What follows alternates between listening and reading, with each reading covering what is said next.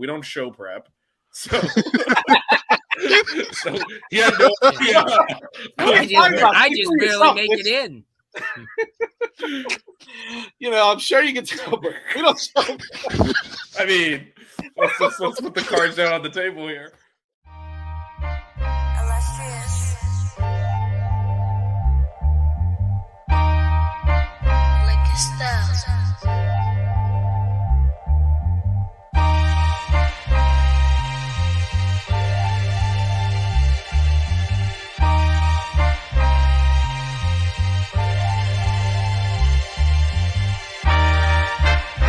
Miami Hurricanes, yeah. You know the name already.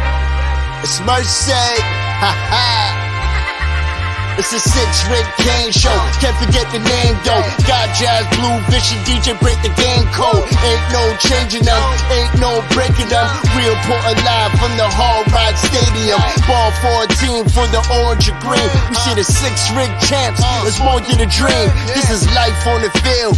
Beyond 100 yards, a hurricane that's never still put a damage to your squad. The 6-ring Kane show. The 6-ring Kane show. The 6 Rings Kane show. You know.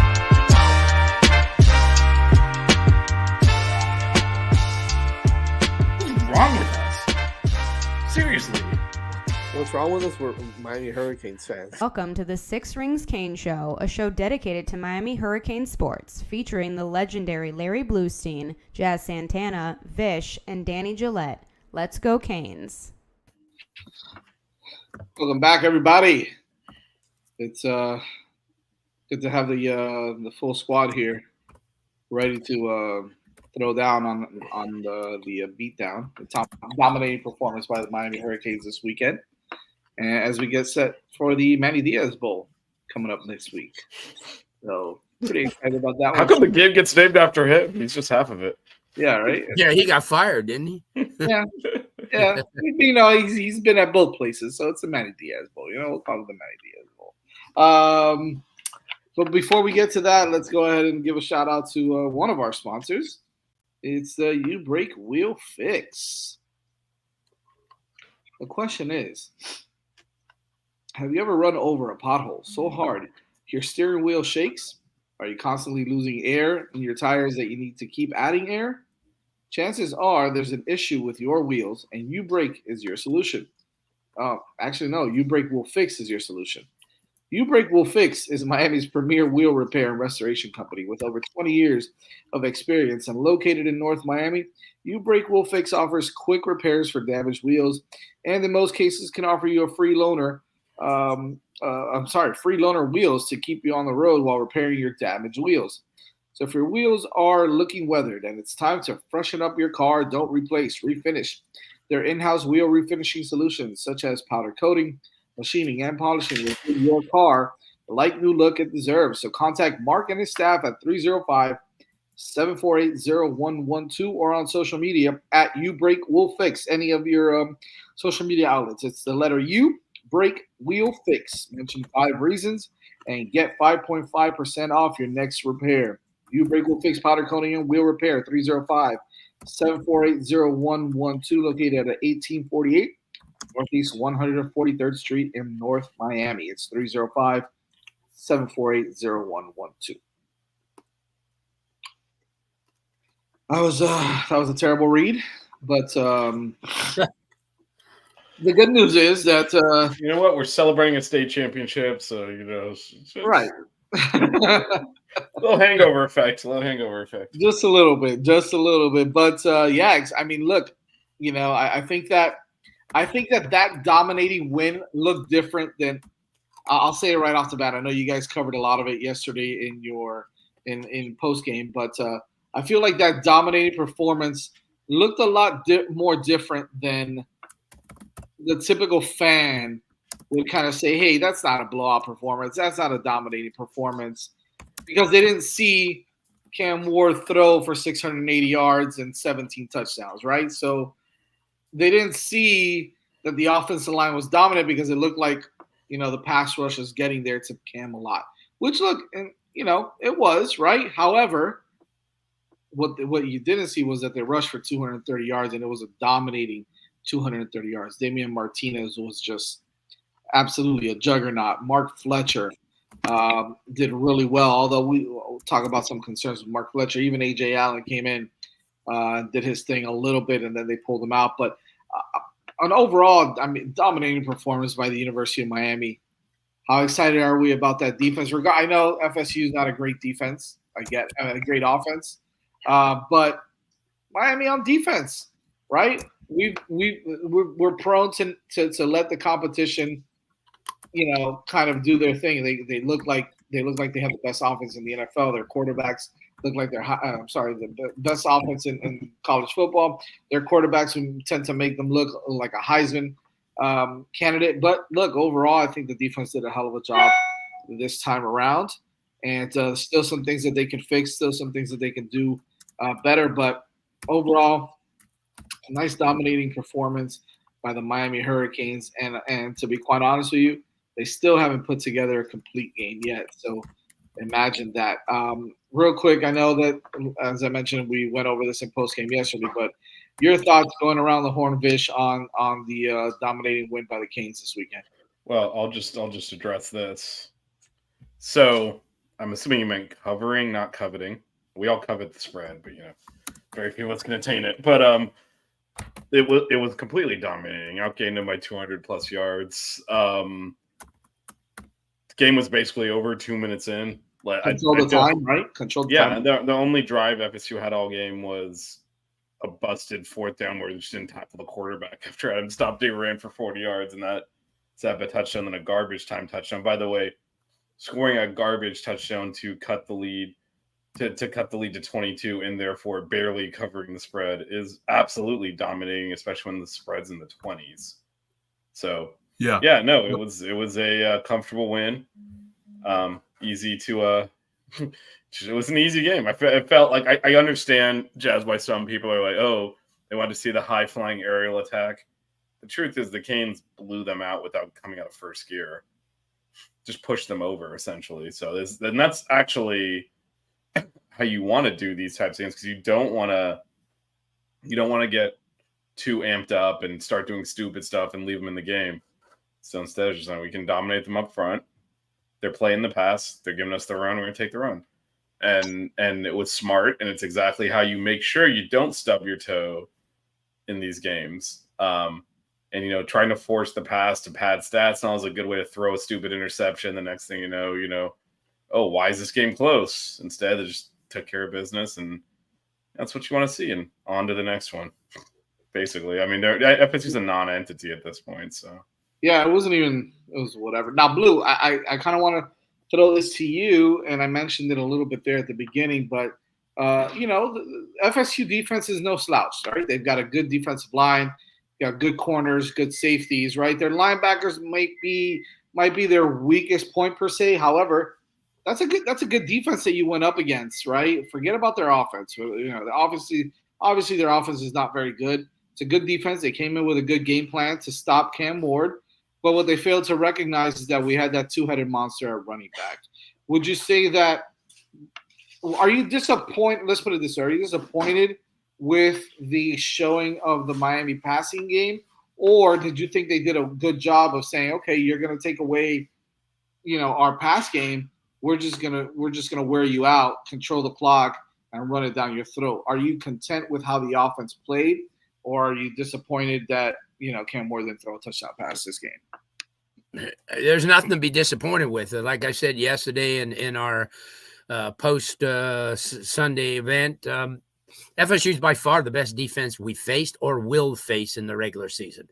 They have team speed. They fly all over the place. They make plays. They're well, coached. It's just that they were on the field for 80 minutes. So, you can't do that for an entire thing. They bracketed Restrepo, held in the 4 catches for like 30 yards. And that was probably keeping everything in front of them was their game plan. And they did for the most part. Was I upset at the way that Cam played? No. I mean, he played. I mean, I think the fans got to understand, sometimes when you have a pretty good opposition across the way from you, just doing what he did, to come up with, plays and make plays. And then, as you said, the running game clicked. I think once the play by Martinez, where he was kind of stopped at the line of scrimmage and then wiggled out and then went, for a bunch of yards, that kind of opened things up, because then Miami said, listen, you know what? They're getting tired. They've been on the field for a long, long time. And that's where Vish was alluding to. That's when the point spread kicked in. Now, if FSU had any type of offense, any pushback offense, they didn't, although we all agreed yesterday our quarterback's going to be very special when they put the people around him. You can't say anything bad about Miami's performance, especially, and like I said, I watched back last week the entire California FSU game and the entire FSU game. I mean, a Duke game. And I came away with the same feeling as that defense was pretty quick and they caused a lot of problems, but their offense turned the ball over, went a lot of 3 and outs, and that's what happened. But to answer your question, I was really satisfied because, like I said, Duke's not going to provide that. I mean, Duke's got good kids, but they don't have that type of team speed. As you mentioned, their corner play. I mean, you look at the kid Knowles from MacArthur High School. He did a damn good job with Restrepo. You look at even Earl Little Jr., the transfer from Alabama. I thought he played safety really well. He was, came up and made some good plays. Omar Graham from Stranahan had more tackles than anybody on the field. Finished with 15 tackles. So they were a good defense. And I think Miami kind of took what was given to them. And that's, not forced a lot of things. And I think that's why, you had that time. And I was really impressed because, like I said, the rest of the way, Wake Forest, Syracuse, this week against Duke, Georgia Tech, they're not going to have that speed on the defensive side. So I think that, he'll get back to what he was doing, having more time. They stunted a lot. They blitzed a lot. And, sometimes you could pick it up. And sometimes when there's athletes that are, I thought the Miami offensive line kind of didn't, I think out of everybody, they kind of graded the lowest.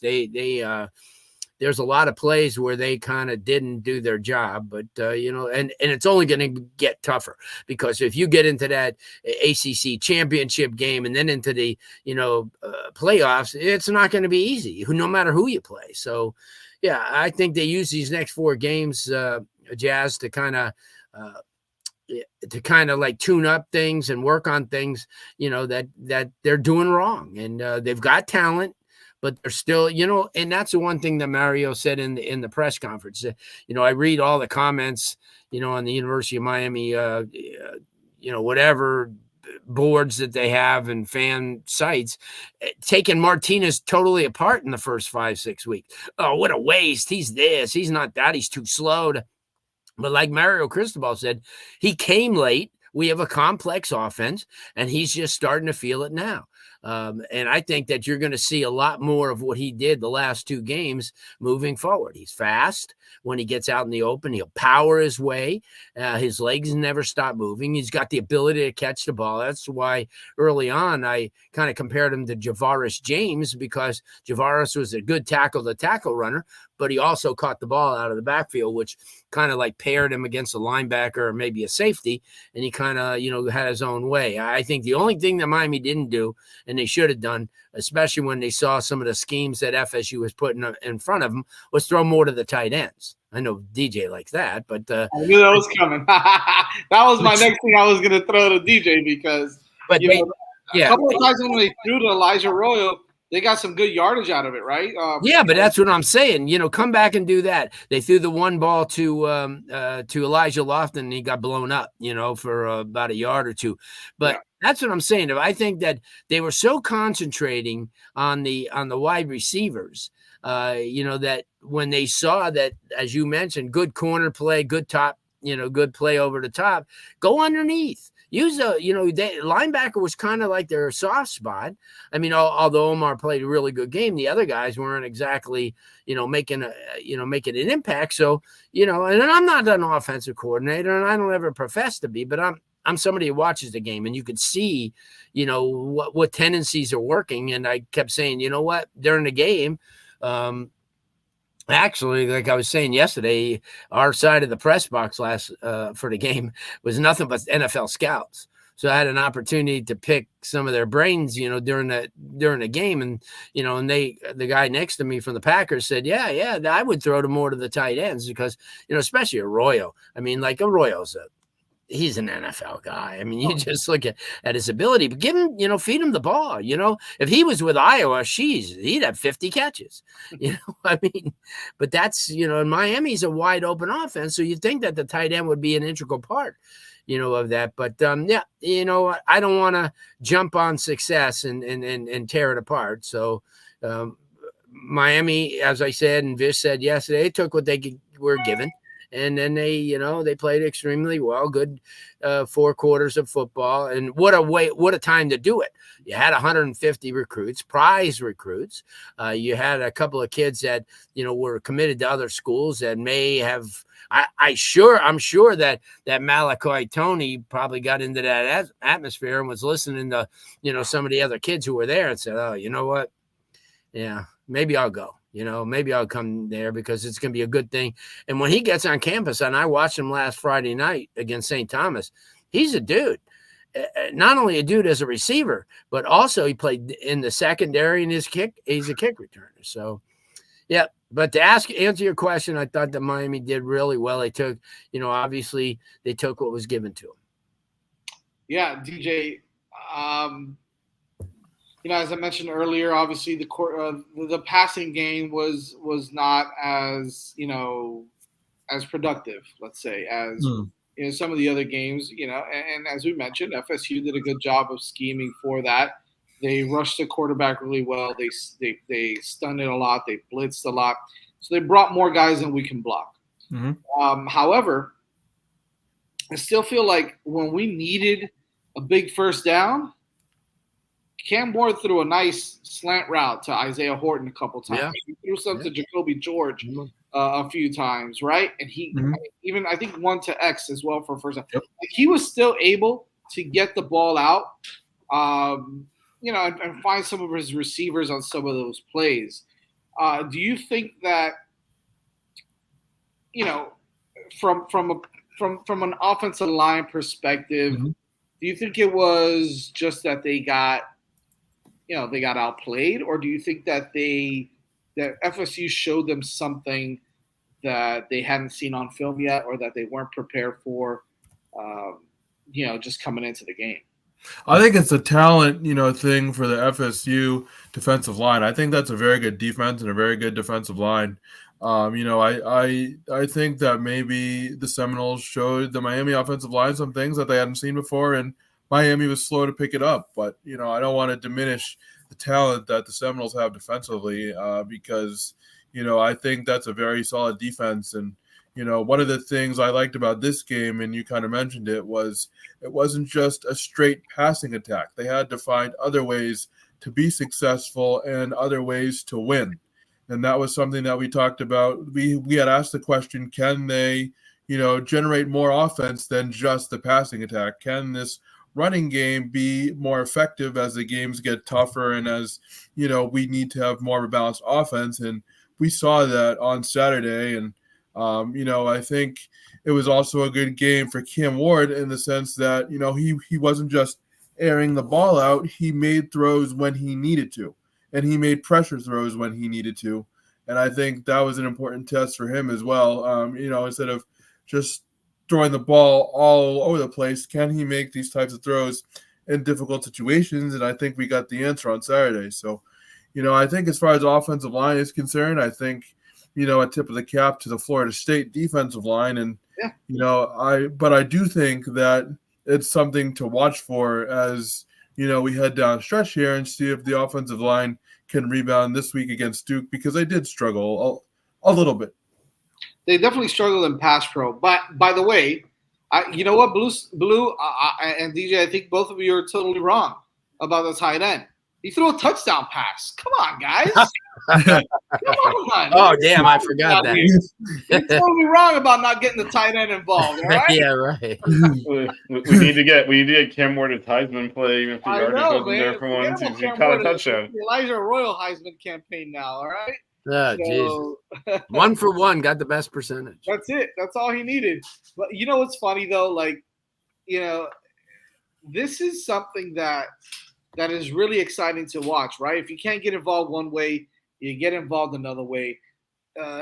I want to give my game. If I had a game ball to give, I'd give it to Coach Dawson, because you know all the talk about how his offense is air raid style. They run the ball, they run the ball efficiently, but you got to pass for 300 or 400 yards in this offense for it to be productive. And that's the talk a lot when it comes to Shannon Dawson. And I think that you got to give him credit, man, because he put together an incredible game plan, and he kind of showed you, hey, if you're gonna take away if you're gonna take away the passing game, I'm gonna run it down your throat. You know what I mean? Bottom line, and you gotta give give credit to the running backs also. They broke some tackles. They ran really hard, and I was very intrigued by something that someone said on the radio as I was driving home and I heard the interviews. I can't remember who it was, but the offensive line was mean and looked excited to block for Fletcher and for Damian Martinez. Yeah. And it wasn't because they were aggressive, because they were doing a good job and the running backs did good because of that. I think it was the other way around. I think they saw how hard the running backs were running, how they were breaking tackles, how they were finding holes, how they were, they were going out there and giving so much, right, that the offensive line fed off of that energy. And they said, wait, what the hell? And this Cooper, I'm gonna grab Mark Fletcher and drive him another 10 yards, right? Like I'm gonna have that nastiness in me because I see what my running backs are doing. And it's crazy to play as well as you played and just have something so terrible and tragic happen to you a couple of days before. But I got to give it to Mark Fletcher because that first series was all him. To bring it down, but he ran like a machine. He was a juggernaut in that series, and then in some other series he ran the ball well as well. Almost gave the ball up, right? So he, again, for the second game in a row, so he's got to be careful with that. Got to start protecting the football a little bit better. But I mean, can you blame him? Look at the game that he had after. Look at the 4 days stretch he had. I mean, it's unbelievable, man. It's unbelievable, And so my heart goes out to him and his family, but I'm also so proud and so happy, for him that he had the game that he had. He ran the ball well, catches the ball decent out of the backfield as well. So having him and Damian Martinez in that backfield and with the rest of that stable of running backs, I think that if you're any defense, I don't care who it is, you better beware, man, because this is a damn good offense. They can throw it on you and beat you. They can run it on you and beat you. They can do so many different things and beat you any which way. And we saw that again in this game. So I think this is an opportunity to build off of some things. I'm sure Cam would love some of those throws back, some of those plays back, some of the sacks that he gave, that he kind of got himself into also. But overall, I think that this was a great game, a dominating performance by Miami. And I'm really looking forward to it. Unfortunately, it's a 12 o'clock game. I know Vish is so excited about that. We all are. We all are, right? 12 o'clock game against Duke this Saturday. I want to address something in the chat. There is no shame here, buddy, because I spent a lot of my tailgating time with the Canes baseball players, okay? So baseball for me never sleeps, buddy. All right? I don't know about you, but I was with Todd Hudson and Jackson Cleveland and some of the other guys that were tailgating in our area, and I had an awesome conversation with them that I'm going to keep between me and Vish later on. I'm not going to tell you anything because you want to call us out on the chat. How about that? Yeah, and I saw JD Arteaga on Friday. Just got something for you after the show as well. So There you go. You see? Oh, and Adrian Del Castillo was there as well. And I think Vish, I think you saw someone else, right? You said someone else was there. Another former player was there. I don't know. Well, nothing. there's a bunch. Jacob Yeah. Burke was there. Yeah. John Jay was there. Obviously, David Gill. Who's the other kid that I saw? I saw someone else. Anyways, there was a bunch of guys there. Yep. Just back to the point. I think one thing. I mean, we're not quite there yet, but I hope the Canes fans, are warming up to apologize to Mario Cristobal because we heard he was the one breaking the offense, and why is he making Dawson run the ball? He just wants to throw on every play, and then this is why. Right. This is how you win championships. You don't do it one-dimensional. Whether that dimension's running or passing, you need both. Because there are times where you're going to have to lean on one or the other, and Mario Cristobal's fingerprints are all over this team. The line play, the way they're physical. I mean, I know. I agree with Blue. The offensive line struggled especially in some of the pass pickups on the blitzes and the twists. Yeah, they did. In the running game, though, they didn't. And the other thing is, no negative plays. No negative plays. That's what I was about to say. For the year, there's only a few times you can really remember them, losing yards on a running play. It used to be a pretty regular occurrence where we try to run in short yardage and lose 1 or 2 yards. It's like crap. In this case, like if it's like we need a yard, I'm like, just hand it off. There's no way we're not getting it. Yeah. And it's complete change. And it happens subtly over time. Then you realize we can get 3 yards whenever we want against anyone in the country by handing. I was like, 4th and 3? Yeah, do that against anyone in the country at this point. And it's just that's Mario Cristobal building the physicality of the team and blending it with the open passing game. We're doing both, and that's how you win. And in this case, like Blue said, FSU's got a lot of athletes. Their second, actually, we talked about this on the preview show. Their secondary was the strength of the team. We might have to run the ball in this game. And by the way, this was a blowout. Like I don't understand. They scored a garbage touchdown with like 30 seconds left in the game to cut to 22. Like, what is a blowout if this isn't a blowout? Yeah, I mean that's ridiculous. I mean, do you want us to beat them like we beat Ball State? I mean, they're not that bad. Right. And they could possibly lose to Ball State too because it would be a close game because no one would score. But this is again. I don't know how 20+ point wins when the margin was reduced. Because of a garbage time touchdown is actually anything other than a blowout there. So I think speaking of freshmen, Jojo Trader had a huge catch for a first down too. So, it's a fun time to watch them play offense. And I know we mentioned his name earlier. Just watching Damian Martinez, just the physicality with which he runs, that pays off over the course of games. And you saw it again, just wore them down. It's that man is tough to tackle, and as Blue says, he's also got a little bit of quickness to him. He doesn't. I think people are mistaking patient running for inability to run fast. Because when he gets out in the open field, he's a good receiver. He's not like Chris Johnson fast, but he's got plenty of speed to finish runs off, which we've seen now the last couple of weeks. Second week in a row, the long touchdown run. Yep. So yeah, no, it's all coming together. It's all coming together. Which, speaking of Chris Johnson, he did a better job on special teams this week as well. So, I just think they put a good game plan together and they executed on both sides of the football. The defense stepped up, made some plays. You saw some new players, right? We spoke about it. You saw Darius Hayes get in the game a little bit at linebacker. Yep. You saw what was this kid's name? Oh, you saw Bobby Washington, right? Bobby's a linebacker.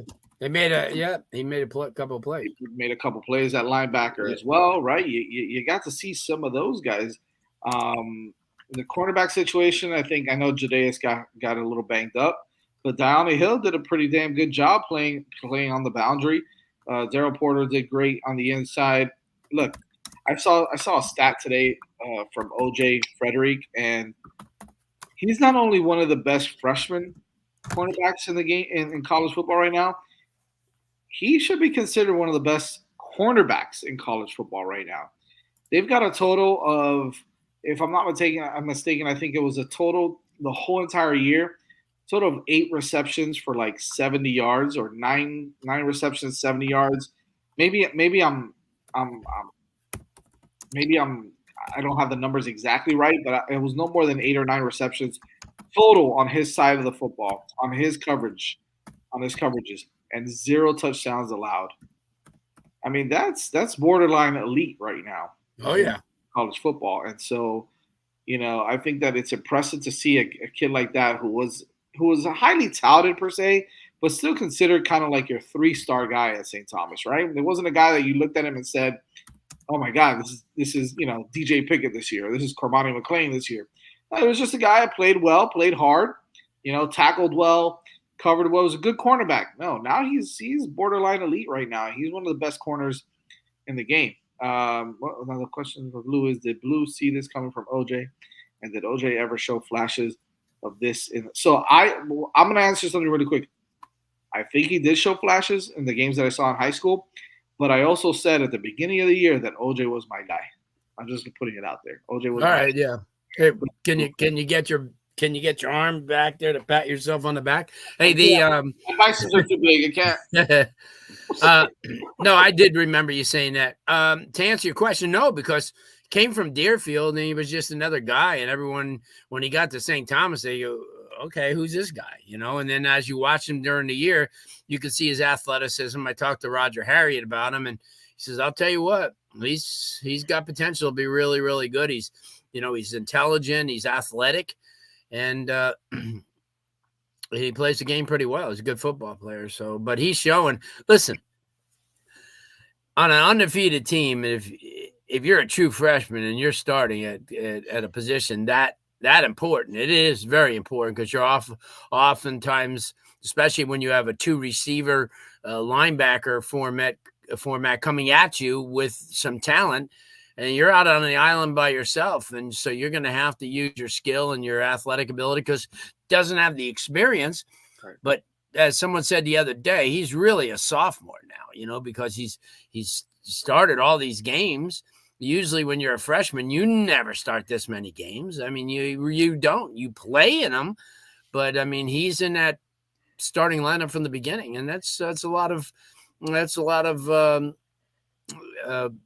lot of something special to put on a kid that young. And he's responded, because every time you talk, to Mario in the post-game interviews, that's one of the things he brings up. He goes, "Oh yeah, we don't even worry about him anymore, because we know he could do it."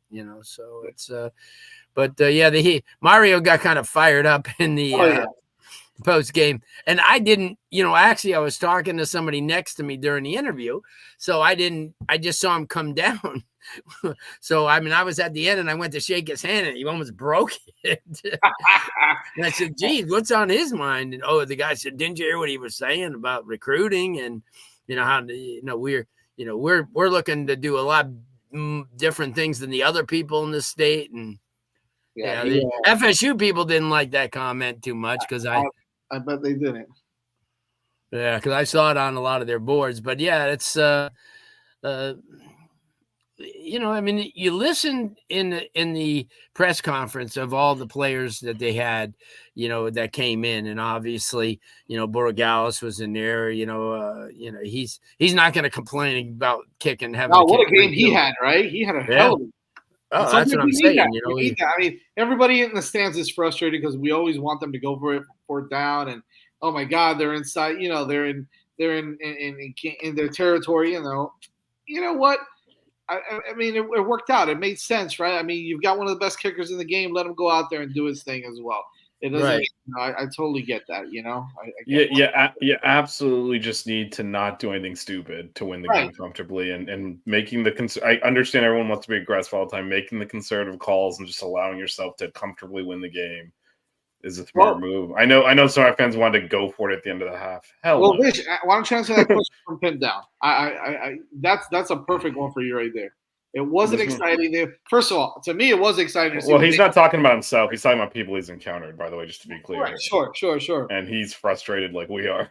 Yeah, I get it. I get it. I know everybody wants to see, but not even the best teams in college football are not scoring 50, 60 points every single game. As soon as conference games start, everything gets tougher. You start tightening up a little bit. you start having to execute a little bit differently, right? You can't play as loose with so much but risk reward. yeah, but also games have their own momentum to them and their own. They've unfolded a certain way.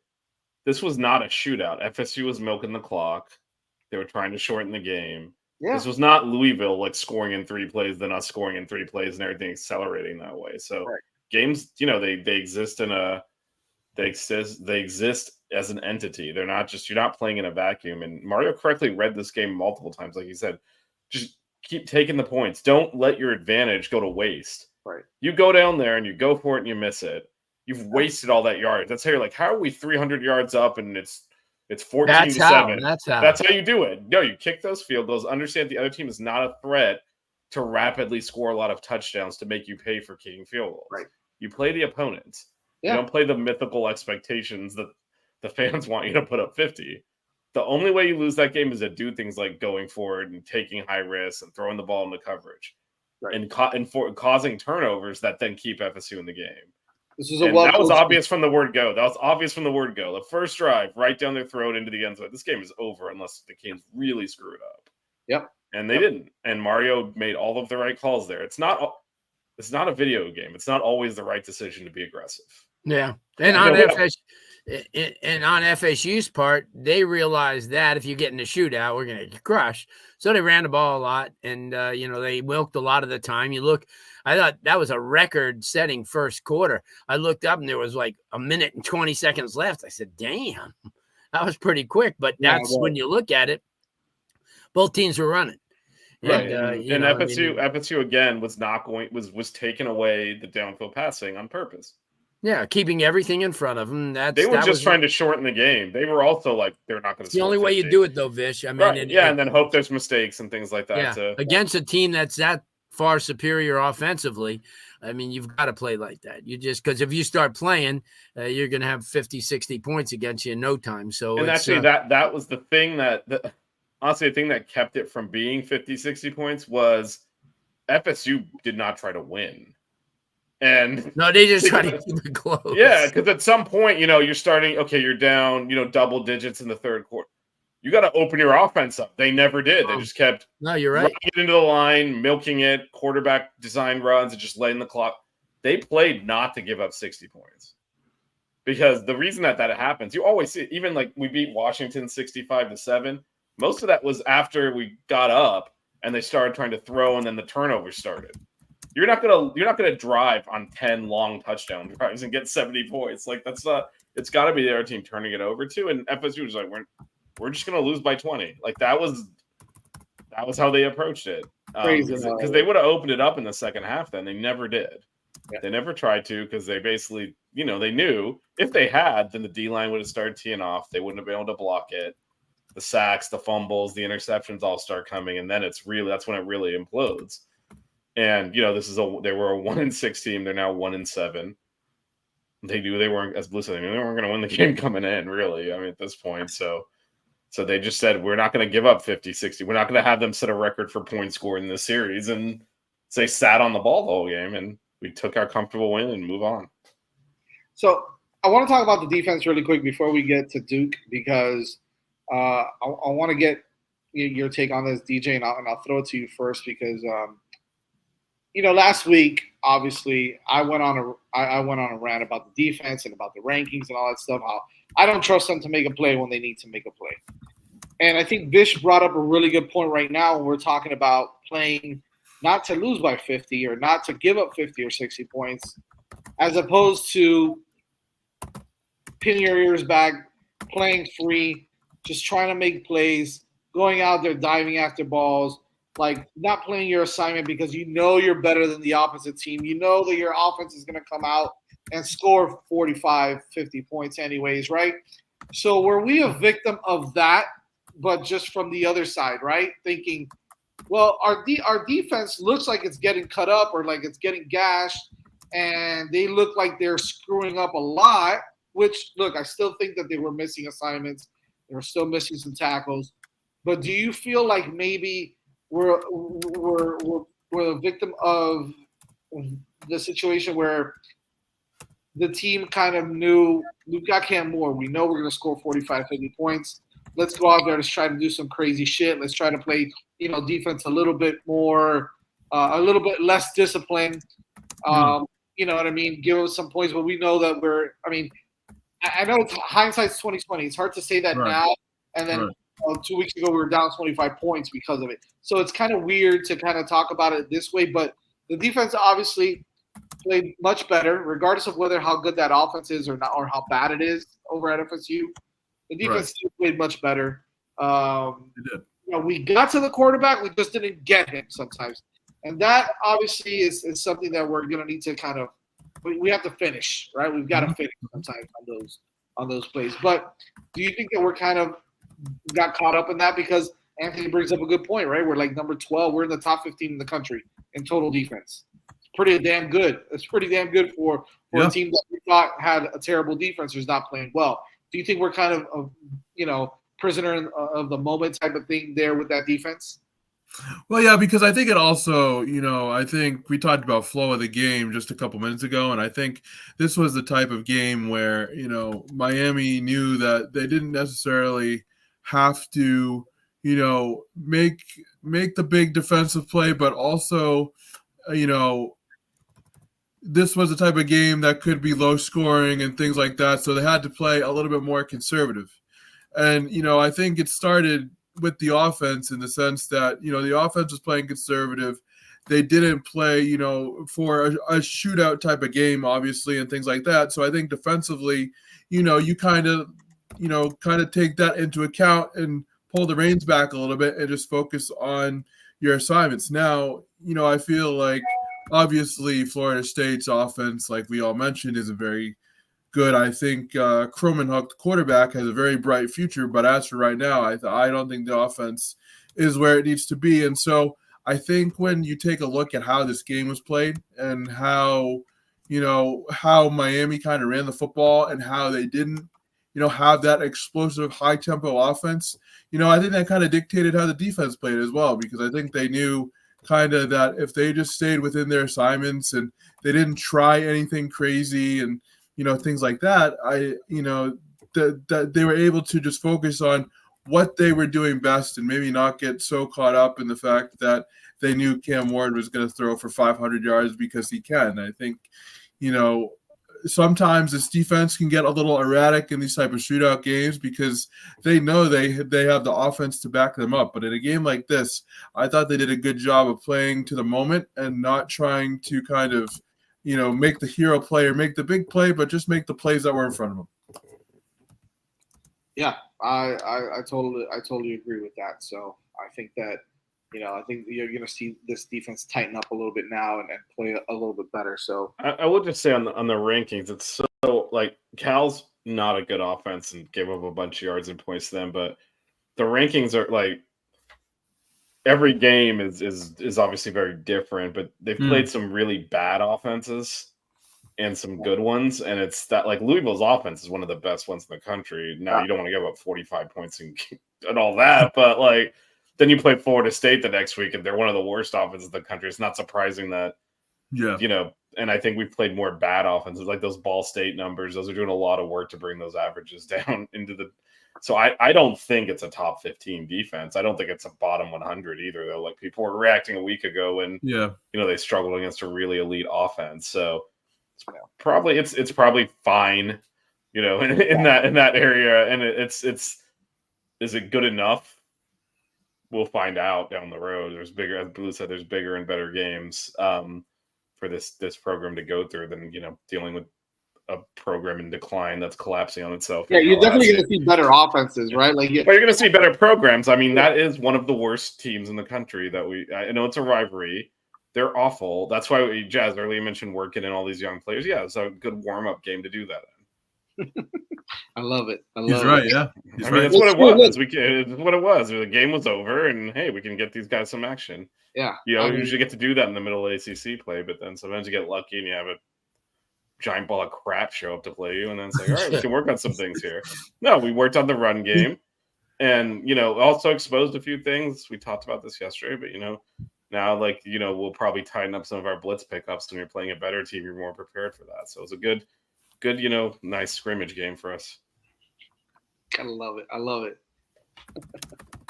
All right. So before we get to Duke, I think that Vish has a special word for you all. Well, I've got to use the new format. Jazz gets the emails too, but anyway, here we go. Guess what, everyone? Football is back, and it's here to stay until February. Did you know that you can enhance your football viewing experience with Underdog Fantasy? Join over 1 million fans across 33 states that made picks on Underdog last year. My personal favorite is the higher-lower plays on my favorite NFL players on Sunday mornings after watching the Canes win on Saturday. The website is easy to use, and the plays are easy to make. I love playing CeeDee Lamb higher rushing yards and waiting for the Cowboys to run a reverse. I never got into fantasy football because I didn't want to cheer against my own team, but with Underdog Fantasy, I can support my team by making picks for higher stat lines. Making picks on Underdog is straightforward, and signing up is even easier. Just head over to Underdog's simple-to-use mobile app or underdogfantasy.com. Sign up with the promo code 5REASONS. That is the word 5 reasons spelled out FIVEREASONS, and Underdog will give you a free pick to use on your first cash pick'em entry, plus up to $1,000 in bonus cash when you deposit. That's Underdog Fantasy, promo code 5REASONS, to claim your new customer special of a free pick and your deposit over. Must be 18 or over, 19 or over in Alabama and Nebraska, 19 or older in Colorado for some games, 21 or older in Massachusetts and Arizona, and present in a state where Underdog Fantasy operates. Terms apply. Void in Colorado. Concerned with your play? Call 1-800-GAMBLER or visit www.ncpgambling.org. Arizona, dial 1-800-NEXT-STEP. That's 1-800-639-8783 or text NEXT STEP to 53342. In New York, call the 24/7 Hope line at 1-877-8-HOPE-NY or text HOPE-NY, which is 467-369. Yeah, sorry, I had to manually mute everyone because that's the way this video plays out now. So we do an overlay. Anyway, so you'll have to come off mute too, unless you can't. Can everyone come off mute? I'm here. Okay, good. Much to everybody's disappointment. I'm Yeah, off all right. mute. No, we're good. We're good. I wasn't sure if when I producer mute people, if it allows you to come back off. Yeah, So, yeah. No, sometimes it won't, but this I guess does anyway. It's so true. What Yeah, well, I care about our viewers, so I'm gonna make sure they can You all know to Speed call it up. OpenY. Speed You all it know- up.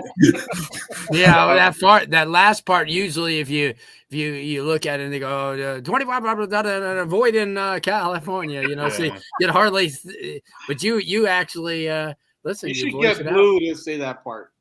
out. Huh? You should say Blue. You should say that part. You should Look, say I care about our viewers and listeners. If You they have care a about our problem, gambling addictions. I want to make sure that they know where to get help. So Awesome. we gotta make sure that they appreciate it. They appreciate it.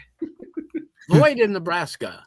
it's not void in Nebraska. Don't take that serious. They're legal. No. I'm It's just not void in saying. Nebraska. You can play in Nebraska.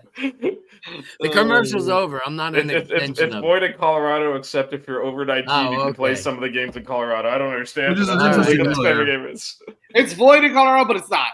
Yeah, but sometimes if you're 19 plus, you can sneak it in there. Oh man! All right, so hey, we got another game in 5 days. We got another game in 5 days, guys. It's the Manny Diaz Bowl, ladies and gentlemen, as the Duke Blue Devils come to town to play the Miami Hurricanes. Obviously, Duke, coached by former Miami Hurricane head coach Manny Diaz. They come into town, I believe, 5-2 now, 6-2, something along those lines. They are 6-2, 2-2 in the ACC. There you go. So 6-2, another big matchup against.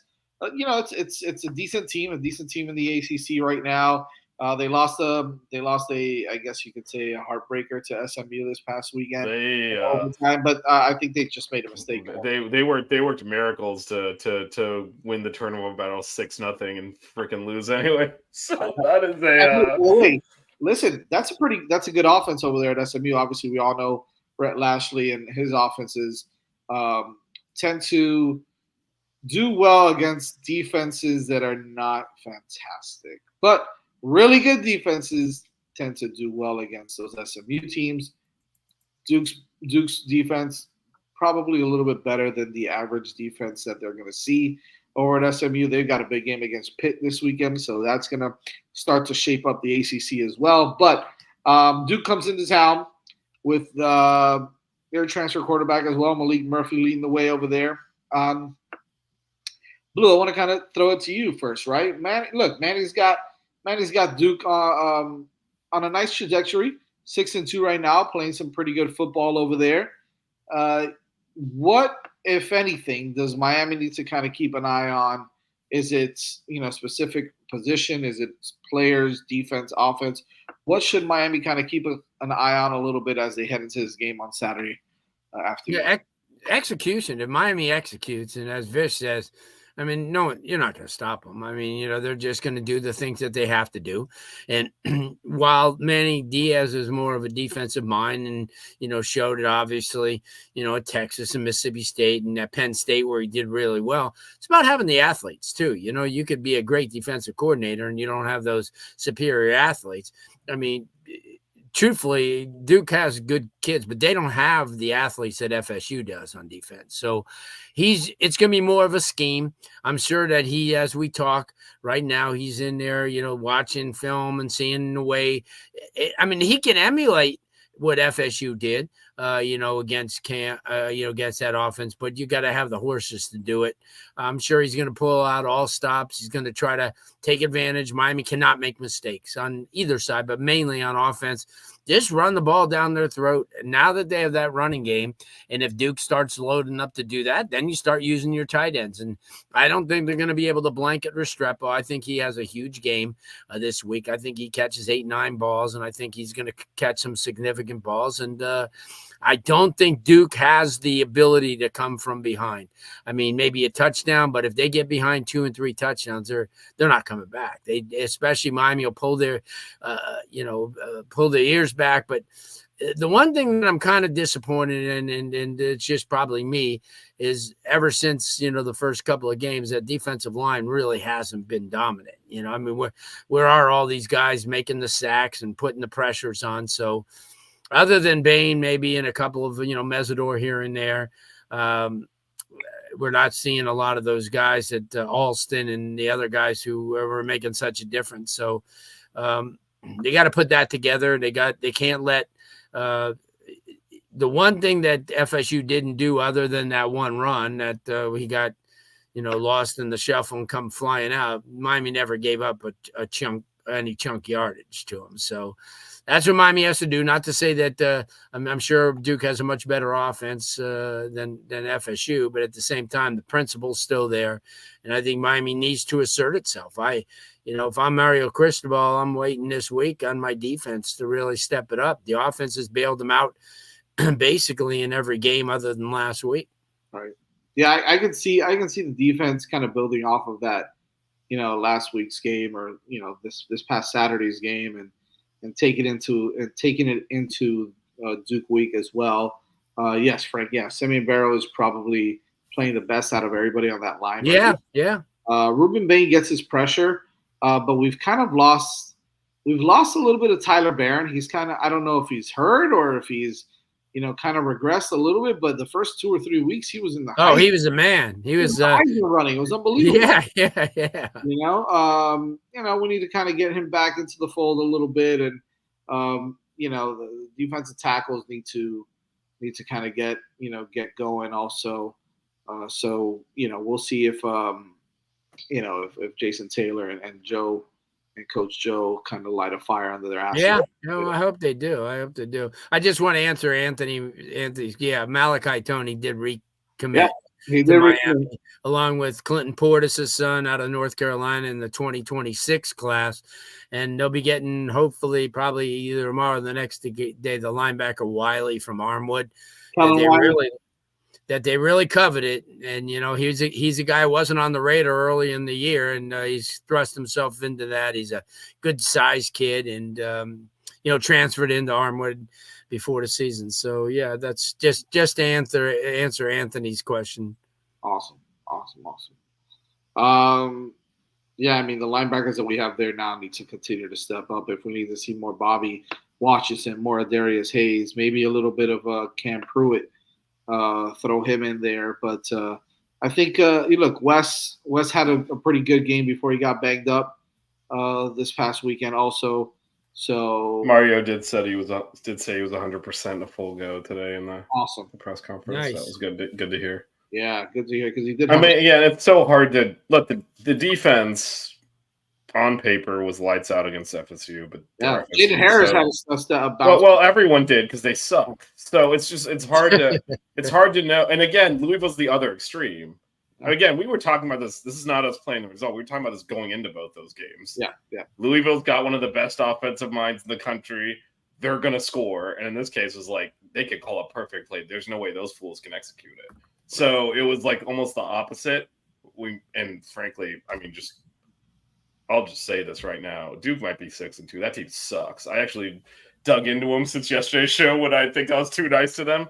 So they have their wins are they have a double overtime win against a horrible Northwestern team. They barely beat UConn. They came back from 20 down to beat an awful North Carolina team. They beat FSU when they had 180 yards of offense. They are kind of how Manny racked up that 8-win season here because Derek King used to just put up 700 yards of offense by himself, and maybe we can squeeze out a victory. I mean, this is not. I think they're highly overrated, and I think it's going to show up on Saturday. I don't think Duke is a good football team, to be honest. After I dug into them a little bit deeper and looked at some of their results and their statistics, their offense is really struggling. I mean, again, the one thing they do at a really high level is they do cause turnovers. And that's kind of what's kept them in games and allowed them to win games when they were kind of Manny Diaz type defense, right? Yeah, they're aggressive. They force turnovers, but again, they probably in reality they should have probably lost to FSU and beat SMU. Like I don't know how you lose a game when you're +6 on turnovers. Like that is an insane stat, but it's actually true. Yeah. And then they won a game where they got 180 yards of offense. So, but I think that sense has bounced out. But they've had a relatively easy schedule. And have not dominated against it, and coming down to noon kick at Hard Rock with the heat out there. I expect this to be I'll just say it flatly. I have no respect for that program, and I think it's going to be a walk in the park. I don't think it's going to be a problem. What about you, DJ? What do you got on Duke?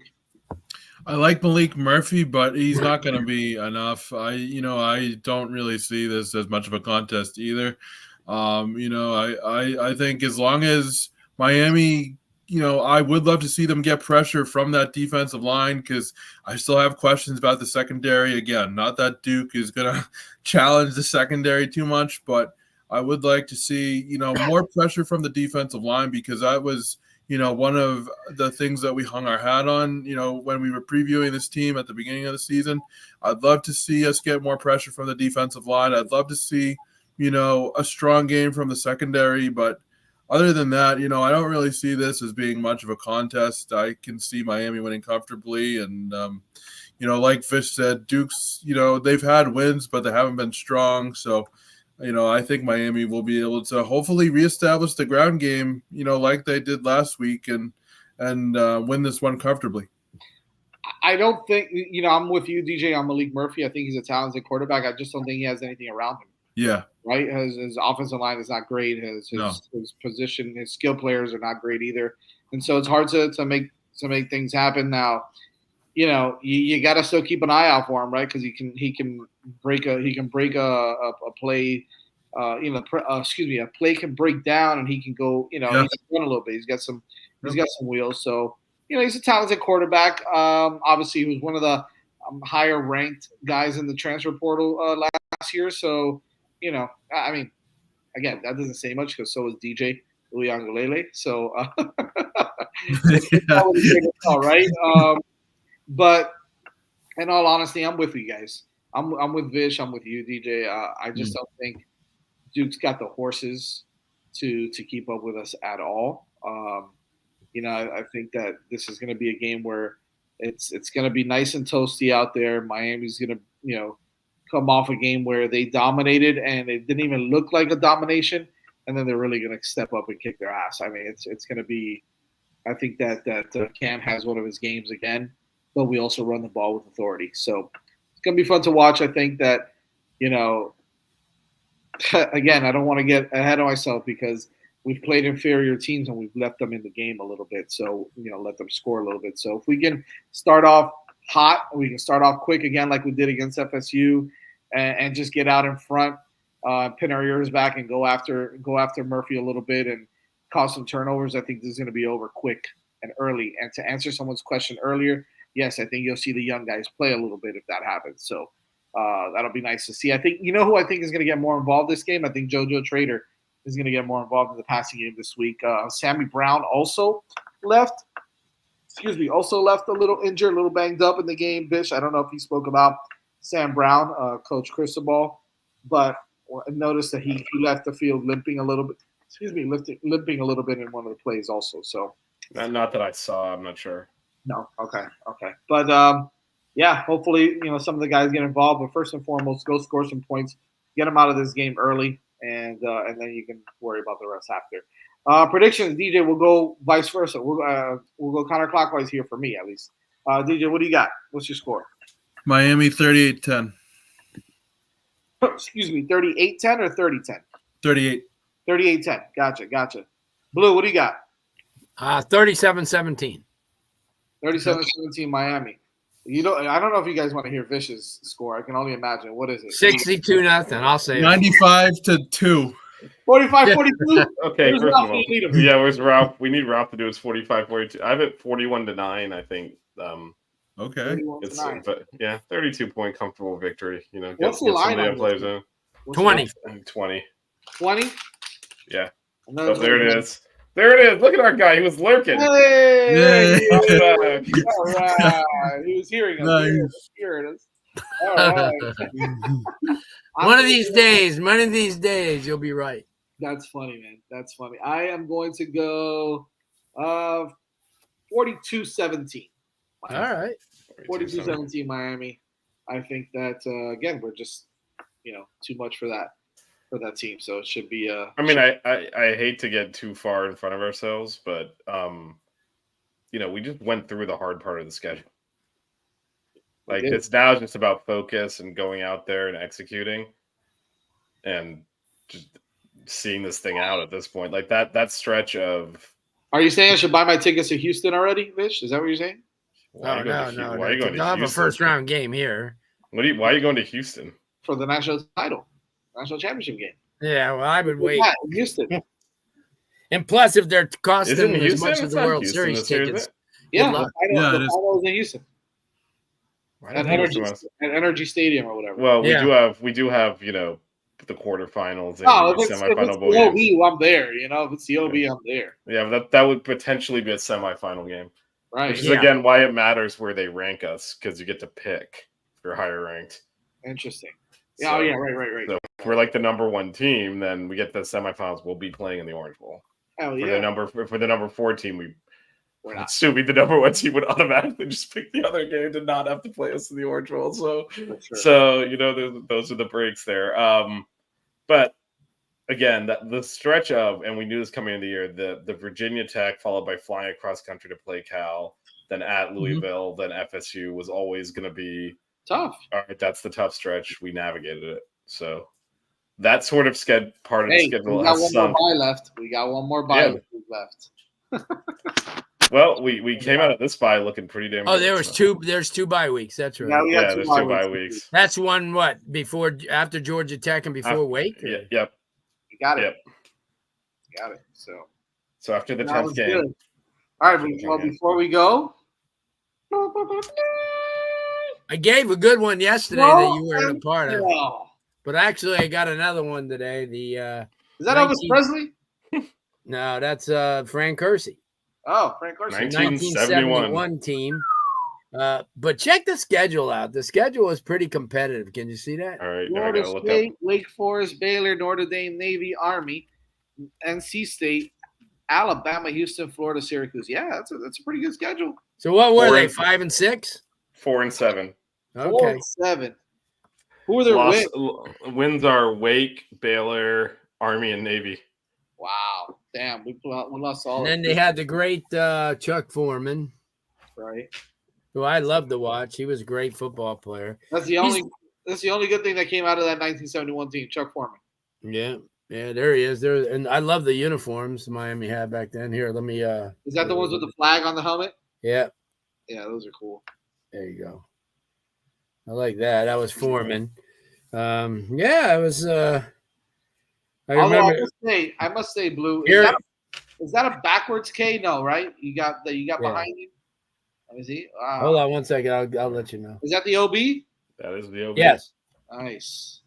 The backwards K up there, you mean? Is that a backwards K? Because on the screen it looks like a regular K. Oh no, that was a regular K. That's what they gave out when Jose Fernandez pitched. Ah, gotcha. That's cool. So everybody could put those up and everything like that. And R.I.P. to him. that's it. I'll have a lot more. I'm going through a lot more things that I had that goes to the Orange Bowl. Jay put up some something about the USC 1966 game when they came in here number 5 in the nation and Miami beat them 10-7. Hey, by the way, number 5 in the country. Finally getting a little respect on that, right? Still 4-0 against the FPI top 40. I'll continue to say it. Best strength of schedule out of all the undefeated teams in the country right now. Okay? Yeah, and you got a chance to move up one spot this week because 2 and 3. 2 and 3. Let's not get ahead of ourselves because they might just swap them or they might not necessarily drop it. I mean, Ohio State with 2 losses might still be in the top 5. Let's be honest. Yeah, right? so you can't. I know Notre Dame with 9 losses could be in there. I mean, they're pesky. You got to get rid of them. Who's Missouri playing this week? Huh? I can't. They are still ranked. There's no front. I can't believe they're still ranked. All logic. I told y'all at the beginning of the season that team sucks, and they're keeping them ranked. Have you seen the match? Not just like how they've lost, like who they've lost. How bad that team is awful. Good, bad. What are we doing here? Get them out I of just the want to say rankings. Missouri and watch Alabama's Vish not the great. Alabama's not great this year. No, right? but I mean they're good, but they're not great. But it's not even that. It's like they're not even competitive. They suck. Alabama. How many had Indiana at 9-0 on your bingo card? Not me, that's for sure. Jeez Louise. And they're winning pretty convincingly. Frank Signetti's a damn good coach. Yeah, James Madison, right? Yep. Really good coach. Yep. He's got the Mendoza brother is there, right? He's a backup quarterback there. Yeah, backup. That's pretty cool, right? Well, yeah, Signetti's done a great job. There's Melissa making an appearance. Make sure you follow us on Twitter. Oh, this is true. Parrish is right, Blue. You gotta save those. If you find really good ones, you gotta save them for the playoff weeks.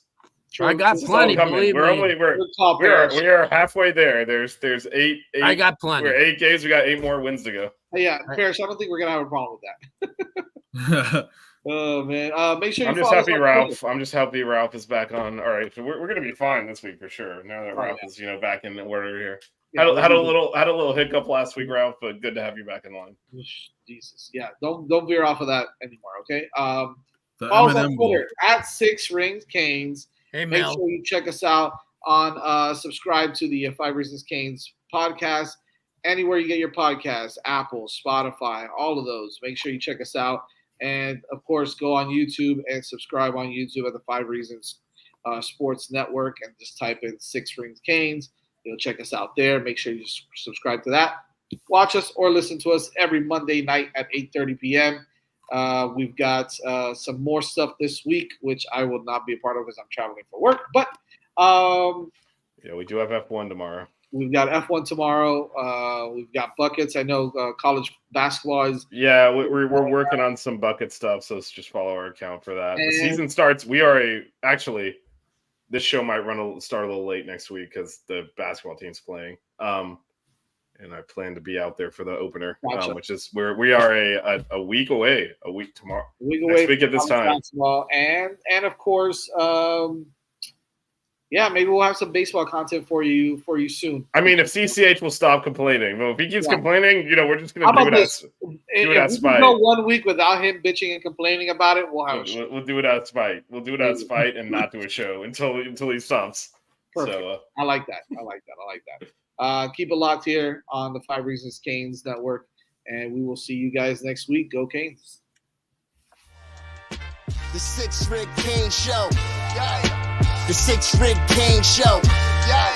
The 6 Rings Cane Show. You know.